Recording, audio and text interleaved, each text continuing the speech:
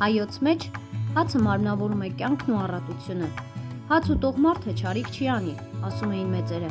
եւ հենց այդ պատճառով էլ հացը սրբացված է եղել դարեր շարունակ։ Հայկական լեռնաշխարհում հաց թխել են դեռևս Քրիստոսից առաջ 3-ից 2-րդ հազարամյակներում։ Ստեղծվել են բազմաթիվ տեսակներ՝ մատնաքաշ, վաղարջ, տարեհաց, արևահաց, սոմի, օձաձև հաց, լավաշ եւ այլն։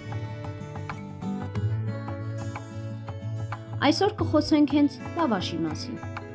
Թե ինչու են հացատեսակն անվանել լավաշ, շատ պարզ է։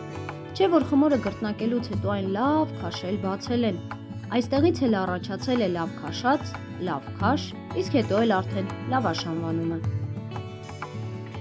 Մեկ այլ վարկածի համաձայն անվանումն առաջացել է լավ եւ աշ արմատներից,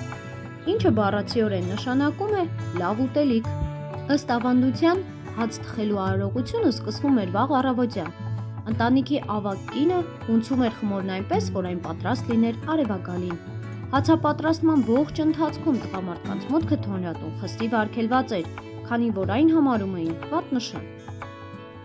Լավաշ թխում էին մեծ քանակությամբ եւ տոնից տոն։ Այս ամենը նույնիսկ կարող էր տևել մի քանի օր։ Պատրաստելիս երգում էին ուրախ ծիսական երգեր եւ միմյանց օրհնանքներ հողում։ Հացատեսակի հետ կապված տարբեր սովորույթներ կային։ Օրինակ, որ առաջին թխված հացը մնում էր թոնրի ներսում, որպես շնորհակալություն, իսկ արդեն երկրորդը ուղարկում էին հիվանդին, որպեսզի վերջինս ուժ ստանար եւ ապաքինվեր։